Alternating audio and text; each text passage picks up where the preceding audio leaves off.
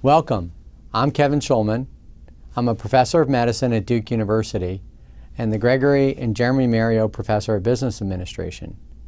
I've had the great pleasure of serving as a visiting professor here at Harvard Business School this fall, and I'm happy to serve as a co-instructor in this WebEx course. Today we're going to begin a fascinating discussion of a company called Brainlab. They make a very interesting technology for a very unique clinical application. Looking at technologies is slightly different than the 6 factors that Reggie talked to you about in terms of how to assess a new business model in healthcare. For Brainlab, we're going to start with our technology risk assessment model. In this model, we want to go through several different factors in your discussion so that we can come back and look at the implications of these findings.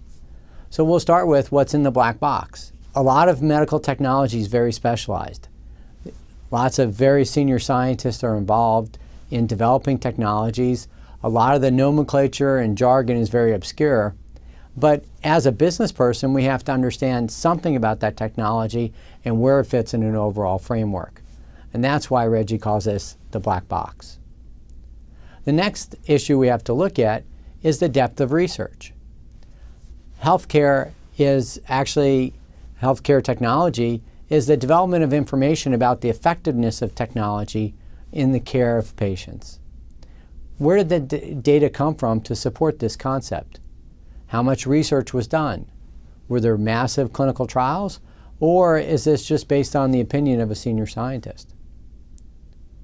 Third factor is the idea of downside risks. What is the harm that might be associated with the technology? We'll talk a lot about what the issues are with Brainlab and how actually downside risks are one of the things that drives the technology development of Brainlab. The next issue is financial considerations. And here we want to look at 2 different aspects. First is how much investment is required to develop the technology and what are likely returns. And then the second issue is how does the technology get paid for? In healthcare, a lot of times we have third-party payment through insurance. Is the insurance company going to pay for the technology that we develop? And what standards might be required, evidence standards might be required to get them to pay for it? The next issue that we have to look at is regulatory considerations. Healthcare and healthcare technology are all regulated markets in the United States and around the world.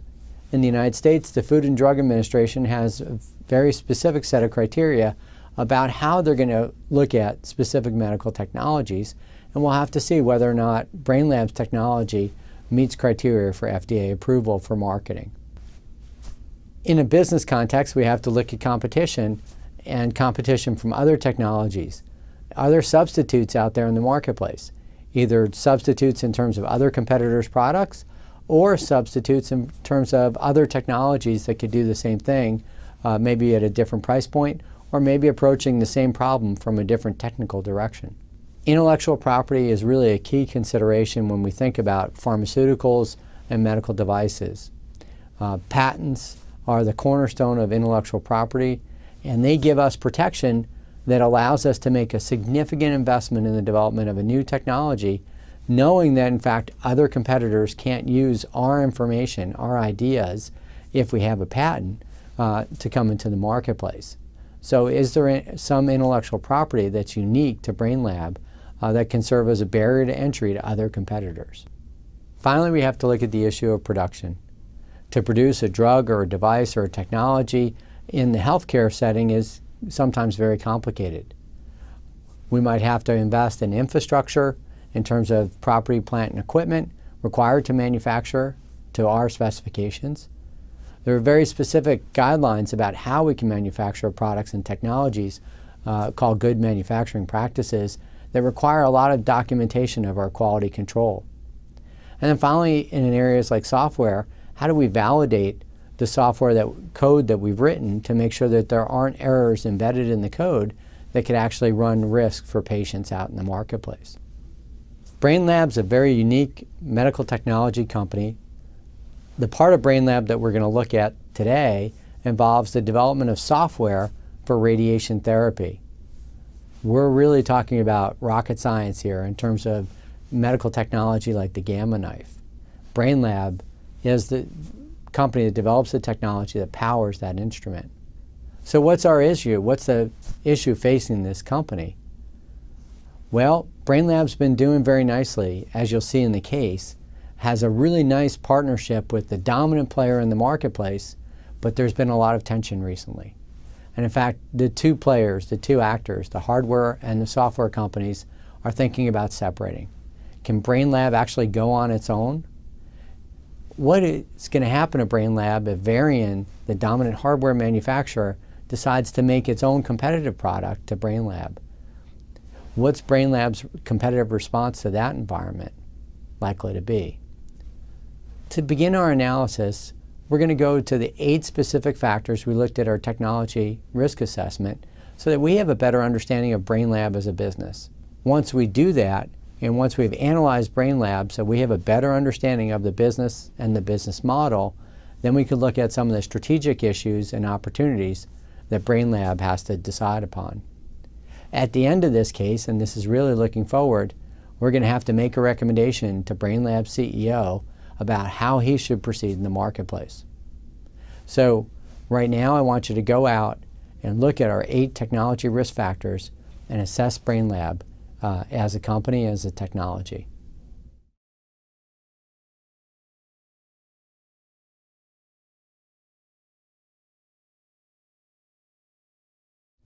Welcome back. I hope you had an exciting time looking at our technology risk assessment framework. It's really a great way to give us a tool to analyze specific questions looking at new medical technologies. And that's the whole point of this, to make sure that we have a structured review of technology and that we've actually asked all the important questions. So let's begin at the beginning. What's in the black box? So as we said before, we're talking about nuclear physics in this case.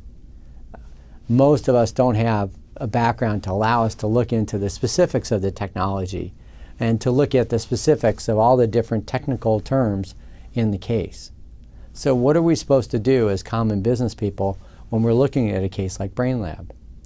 Well, first we really have to try and understand what's involved. And it's very clear from this case, there's 2 components to the technology. One is hardware, these linear accelerators that develop radiation energy that's used in radiation oncology and in neurosurgical care. And the second is software. And the software is actually the tool that we use to control the beam that comes out of the linear accelerator.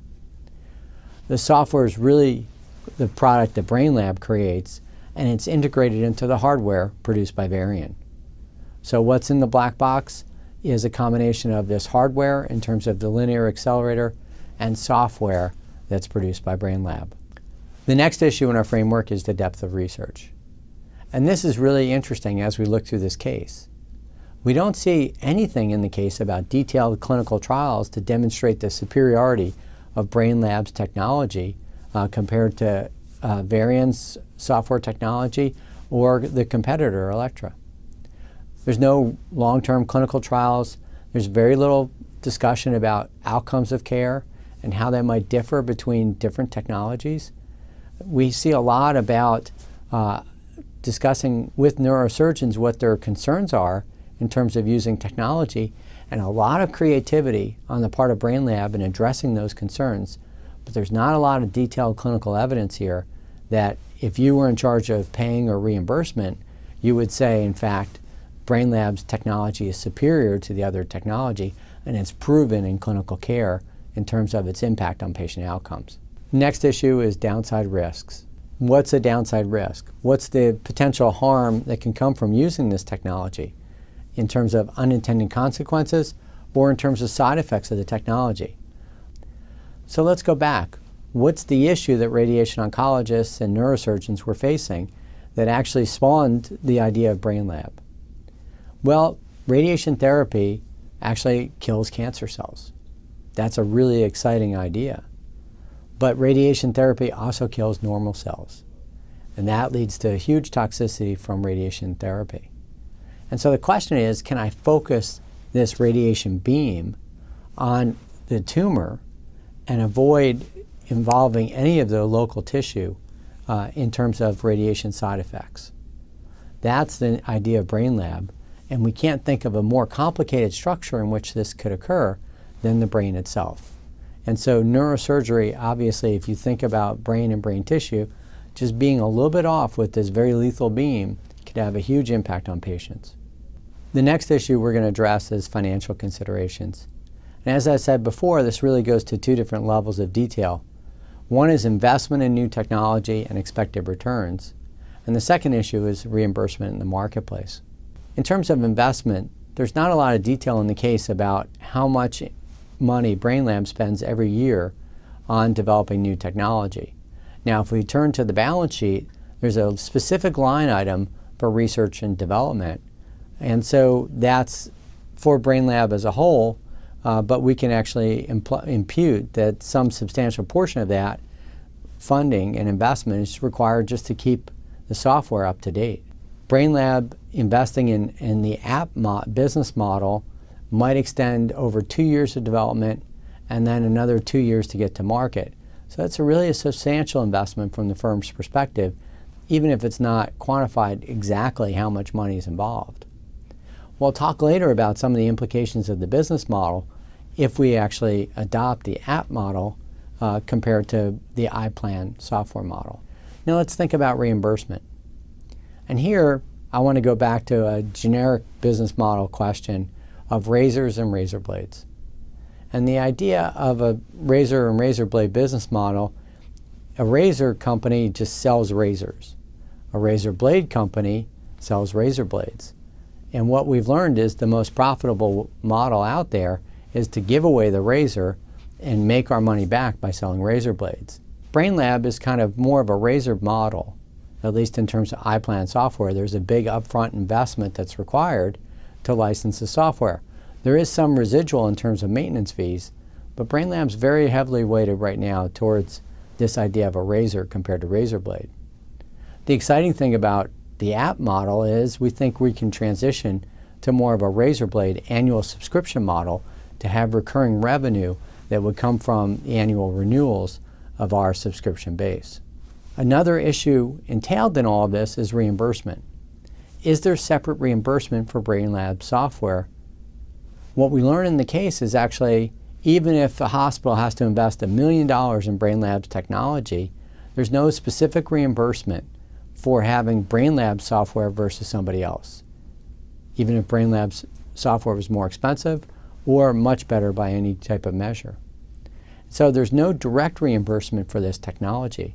And so why is it that people would invest in Brainlab's iPlan software compared to a competitor? There's some information in the case that's interesting about productivity. For example, there's a suggestion in the case that with Brainlab software, I can treat 10 brain metastases at a single setting compared to having to come back 10 different times with our competitor software. There's a lot of discussion in the case about how easy it is to set up the Brainlab technology at the provider site and about throughput in terms of cancer centers. All of those are going to be compelling arguments to go back to a hospital and say, with Brainlab software, I can improve your efficiency, I can improve your throughput, and as a result, I can improve your billing because they'll have more patients going through using that specific hardware that you bought. We're up to our regulatory assessment. The Food and Drug Administration has specific criteria for when and how products can get to market, especially medical devices. The interesting thing compared to almost a century of regulation of drugs going back to 1906 is the regulation of medical devices is fairly recent, actually dating back to 1976. FDA uses a risk-based paradigm to look at whether or not what type of data are required to submit to the FDA and to make a very important decision whether or not we have to collect unique clinical data to bring a technology to market. And so what we see is 3 different levels of risk. Level 1, which is a very basic process of saying, in fact, our device is very similar to a device that already exists on the marketplace, and so there's no major regulatory issue. And FDA clears these types of products. Similarly, with level 2 products, there's an increased level of risk of the product, but again, there's a clear predicate device. that's available to us to say, look, my new device is very similar to this old device. A level 3 device is a really complicated issue that might require us to actually do clinical trials to prove the safety and effectiveness of our new technology. So the FDA used a risk-based paradigm. What we learned in the case is that originally this was a huge issue for these types of technologies, that in fact there were no predicate devices and clinical data were required. But now that Brainlab software has been on the market, it's very easy to point to Brainlab software as a predicate device or to Varian's hardware as a predicate device. And so the regulatory issues tend to be more of the 510K type approvals and a clearance mechanism. Competition. This is an increasingly consolidated marketplace, and although it's a relatively small market in terms of overall global sales, it's a very aggressive market in terms of competitors. So we've talked a lot about Varian that's been working with Brainlab on developing their technology, but there are other competitors out there in the field, especially Electra. That's really kind of the up-and-comer in this space. One of the issues, one of the key considerations is who's using Brainlab's technology. Right now it's Varian, but we also see a new interesting deal with Mitsubishi for a new type of partnership arrangement. We also see some details in the case that hospitals that have Electra's technology could potentially use Brainlab software as well. We don't see anything in the case about a recent competitor to Brainlab, but obviously the case starts in the early days with Varian actually having 2 different software providers and eventually choosing Brainlab over a competitor.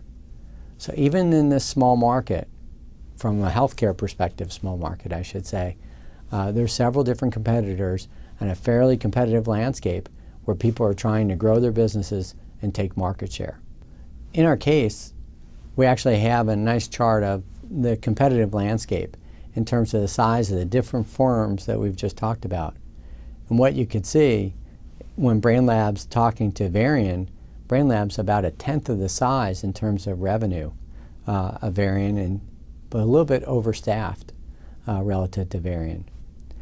So this is really a David and Goliath kind of case where Brainlab's trying to take on a much bigger competitor. You also see that there's a smaller player out there, Accuray, and so Brainlab can think about, and we'll see, whether or not it could marry up with one of the other players in the marketplace to be a competitor to the dominant market player, Varian. As we said in introducing the framework, patents and intellectual property are really key questions in terms of technology and understanding whether or not we should make an investment in core technology to bring it to market. What's unique about the life science industry in general is this idea of requiring massive investments in new technology to get them to market. And so the question is always, what are our barriers to entry and how can we protect our investments in technology development? Intellectual property is one of the key cornerstones of actually protecting that investment, either in terms of patents or there are other forms of intellectual property such as trade secrets or copyright. Software could run to a copyright as an intellectual property protection, and trade secrets are really interesting. Under trade secrets, if I don't tell you how I do something, I could actually keep that secret for forever. So you might imagine that somewhere along the line, Brainlab has actually patented some exclusive parts of its technology, especially we have medical devices as well as the software. But easily Brainlab could think about trade secrets. It could have very specific ideas about how it processes data, and if it keeps those things secret from the marketplace, other people don't have access to those ideas or technologies. I should digress 1 minute and say patents go back in the United States all the way to the Constitution. And the idea of a patent is actually that someone will disclose their idea to the public in return for having exclusivity on that idea for a defined period of time. These days it's 20 years from the date of filing. This idea of disclosure to the public allows other people to take your ideas and work around them to make even better ideas out there in the marketplace. So this disclosure is a critical part of intellectual property law. Otherwise, the Wright brothers would have kept the idea of the airplane secret from all of us. Production, as we said, is an important part of technology. How are we going to make or manufacture this technology? How can we assure the quality of the technology to meet regulatory standards? One aspect of what BrainLab is producing is software. So we don't have to worry about building a plant to produce large molecules like we would for a biotech company. We might not have to even build a manufacturing plant for medical devices, although there are some device manufacturing aspects of what BrainLab has done. And the critical thing here is software. How do we build software? How do we validate the software? How do we follow standard procedures in terms of making sure that our software actually doesn't have errors in the code and that it performs reliably for our physician clients and for our patients? That's the basics of our analysis of our technology framework for BrainLab. And based on all of this, what have we learned? We really do have a better understanding now of BrainLab as this very specific technology company in a very unique niche which has very specific considerations in terms of risk-benefit, in terms of regulatory issues, in terms of economic issues. We've also learned it's a very competitive marketplace out there. And in fact, there are a lot of other people that are interested in taking BrainLab's market share away from them. BrainLab has 5 different potential strategic options in front of them. I want you now to go with your team and discuss the strengths and weaknesses of each of those 5 options from a business model perspective. What are the financial implications of each of these decisions?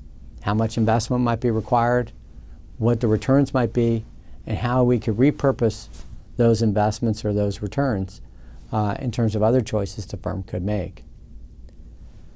We have a clear understanding now of BrainLab as a firm, and now you are empowered to really think through what the future of BrainLab is going to be.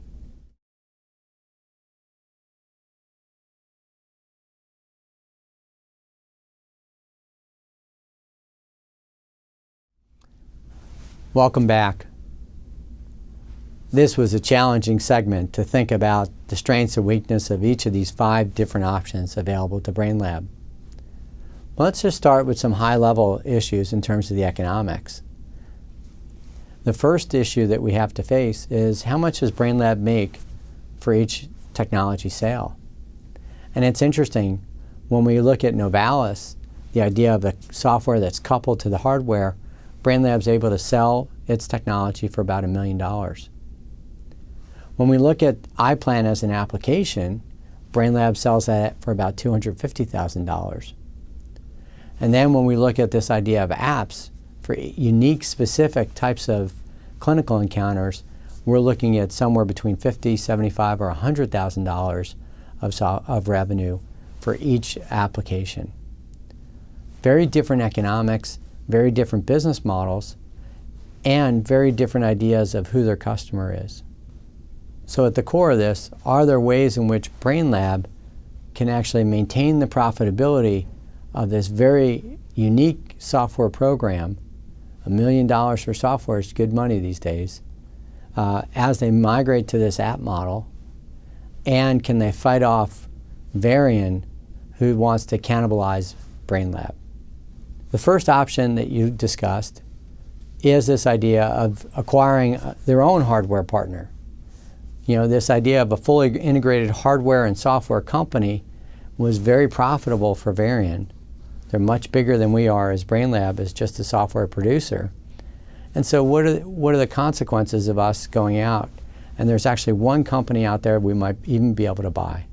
Well, we don't have enough cash on hand to enable us to buy a company that might be 600 or 700 million euro to acquire. So in order to pursue this strategy, we're going to have to raise significant amount of capital. And we're going to have to detail to investors what their investments for and what the expected return is going to be and the significant risks. So BrainLab would have to either go public in terms of an IPO or acquire a private equity partner that would go with them to acquire another firm. This seems to be pretty daunting in terms of a hurdle to get into the marketplace. And at the end of the day, we still have some core strategic issues. BrainLab, at the end of the day, is a software platform with a lot of installed customer base at Varian sites. If in fact we acquire a hardware manufacturer, we're really declaring war on Varian. And so how might Varian retaliate in terms of migrating our existing customer base into a new platform? And how much opportunity is there in the hardware market? We've seen a lot of discussion in the case about how mature the market is, how in developed countries the market's really slowing down due to economic pressures in the marketplace. And so this strategy is kind of interesting, but really challenging. The next strategy is to just launch BrainLab as a software vendor. We have a really loyal customer base. Lots of people are using our software, and we could actually work really aggressively to partner with Varian's competitors to see if in fact their sites would adopt our software as well. The risks here is that all of these hardware manufacturers might try to move into our market and actually crowd us out of the marketplace. Can Varian take over the installed base that we have with iPlan and actually have us lose all those competitors? And in fact, is Electra even interested in partnering with us? The third issue, or the third option, is to really branch out into something new. And this is the app model. Can we develop kind of indication-specific software that's so unique it provides a barrier to entry and a compelling rationale for people to pay us our license and maintenance fees? Remember, we talked about the razor and razor blade issue. The idea of the app model is to move us from the razor, this installed license for our software, to the razor blade model, where we'd have recurring revenue streams from each one of these very specific tailored clinical indications.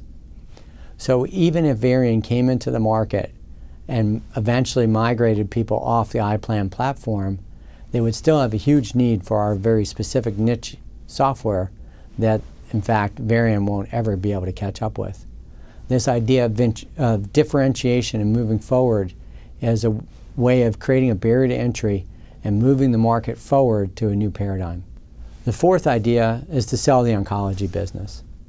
And we'd want to do that for a couple of things. One, we've seen in the case that there's a big risk to this idea of moving the software market and losing the Varian partnership.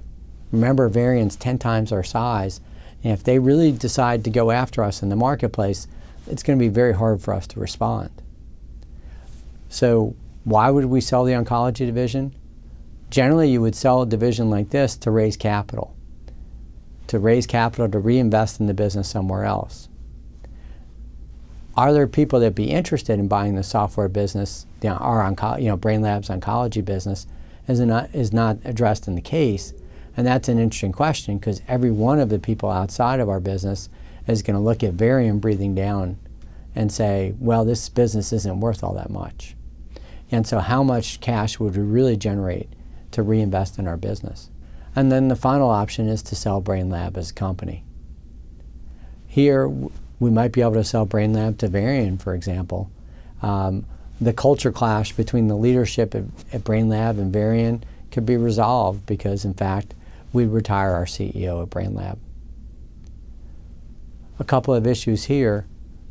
One is whether or not we'd be willing, people would be willing to pay a fair price for BrainLab, given the idea that this partnership is terminating. And two, our CEO. One of the things about this company is that it was built really as the brainchild and as the passion of our founder, Stefan. What's he going to do? He's still a relatively young person, even as the case is written. This is what he's been doing his entire life, literally since high school. Is he really willing to walk away from BrainLab? He owns 50% of the shares of the company.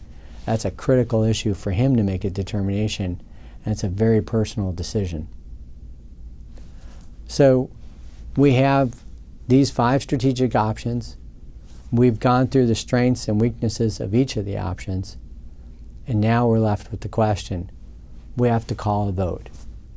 I want you to all go back to your teams and ask the question, which of these 5 options should we pursue? BrainLab's future is waiting on your decision.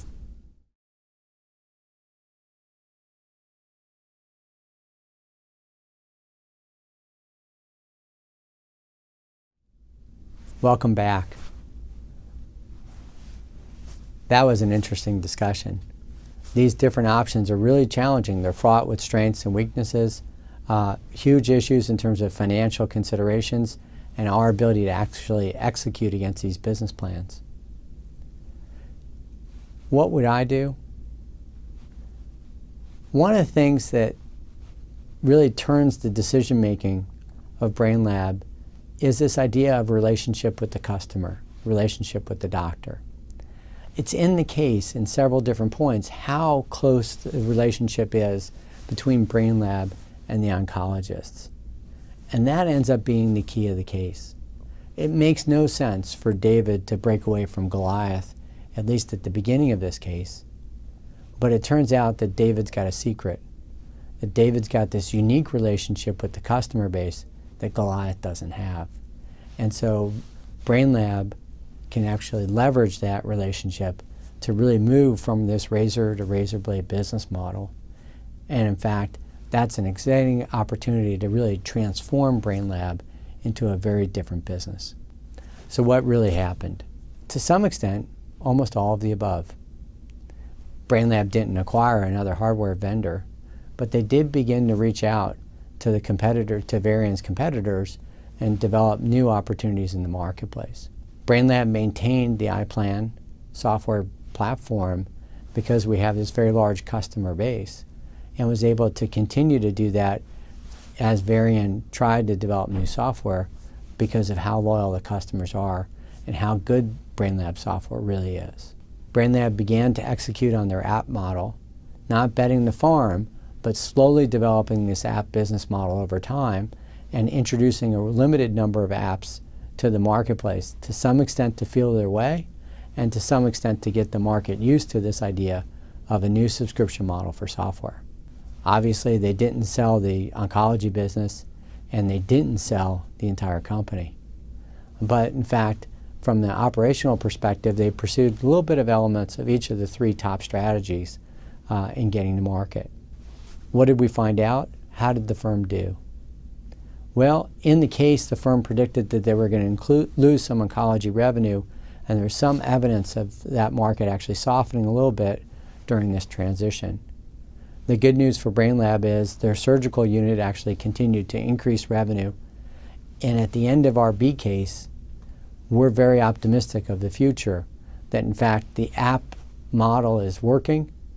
People more and more are interested in the idea of indication-specific software for these major procedures, and BrainLab's continuing to grow as a business.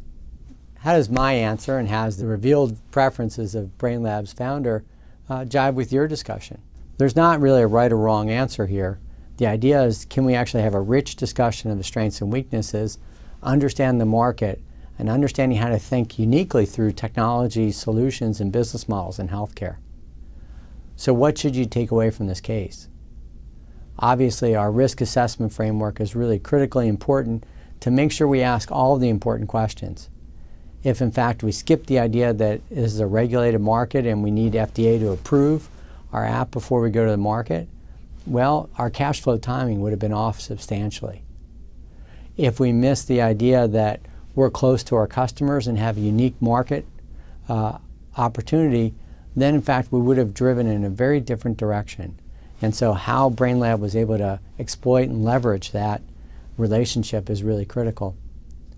And then unmet questions from throughout the case. This idea about clinical data and clinical performance. We've said over and over again that BrainLab's better, but is it really better? Shouldn't they have to provide clinical evidence to show that their product's differentiated in the marketplace? And in fact, if we make them go through the expense of demonstrating that they're superior, shouldn't they get reimbursement for their technology? This almost starts to sound like a six-factor analysis of a technology. So thank you very much for spending time with us to go through BrainLab. Again, this is a very specific idea about how to look at technology and how to look at the business context of making decisions with a healthcare business model. And now we'll go back to looking at some other cases as part of this innovation curriculum.